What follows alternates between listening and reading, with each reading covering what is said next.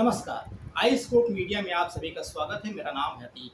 देश और प्रदेश की राजनीतिक खबरों को जानने के लिए सब्सक्राइब करें हमारा चैनल। पिछले कुछ सालों से टीवी डिबेट से लेकर भाषणों में नेता और उनके साथी लगातार नफरत फैला रहे थे, लेकिन इस बार मामला उल्टा दिख रहा है।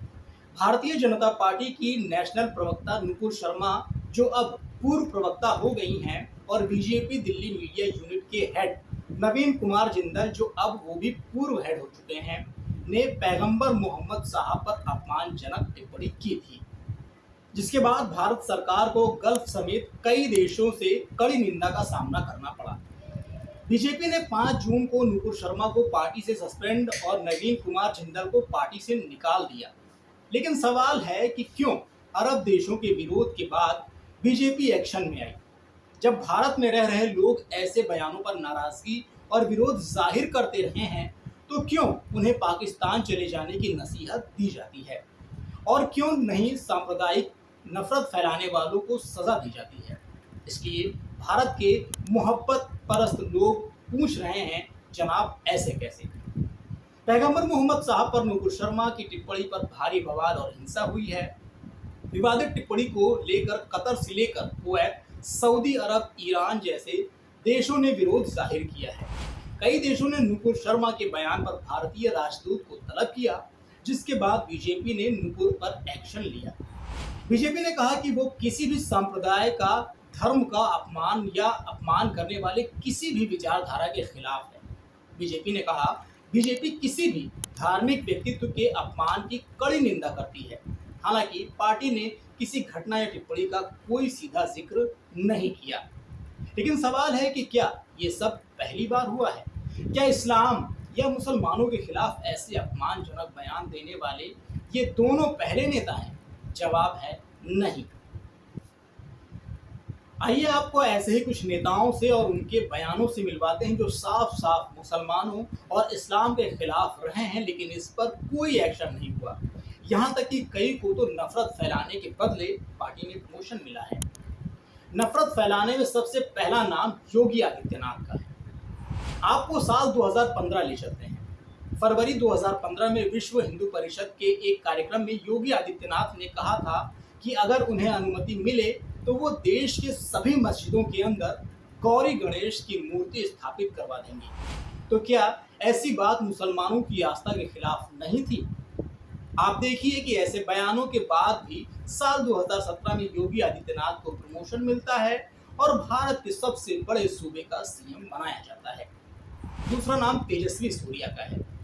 इसी साल ऑस्ट्रेलिया इंडिया यूथ डायलॉग के कार्यक्रम में हिस्सा लेने ऑस्ट्रेलिया के दौरे पर गए भारतीय जनता युवा मोर्चा के अध्यक्ष और बीजेपी सांसद तेजस्वी ने इस्लाम के खिलाफ बयान दिया।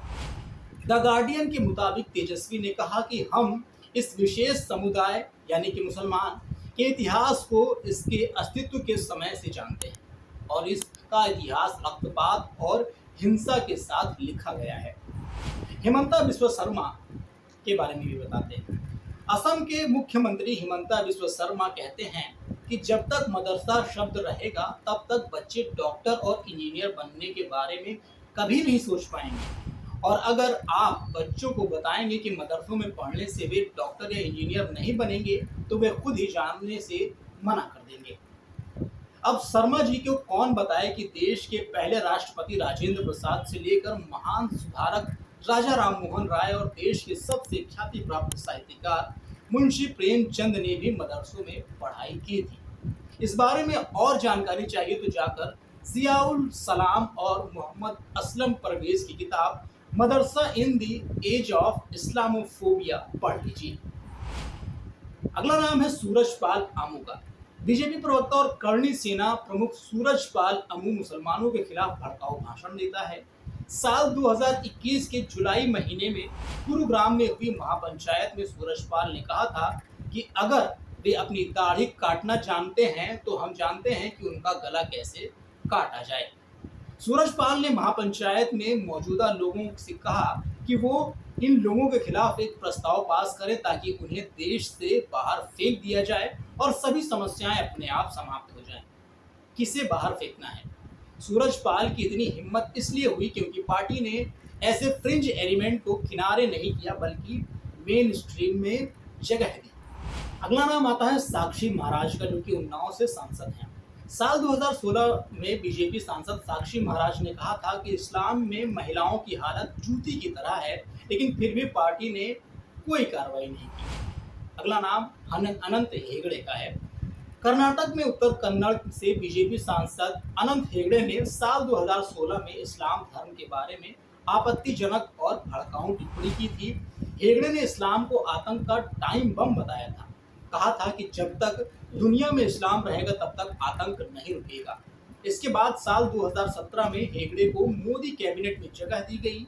साल 2019 में फिर बीजेपी ने लोकसभा चुनाव में टिकट दिया, मतलब इस्लाम के खिलाफ बोलो और प्रमोशन ले लो की नीति। हरिभूषण ठाकुर बशौर।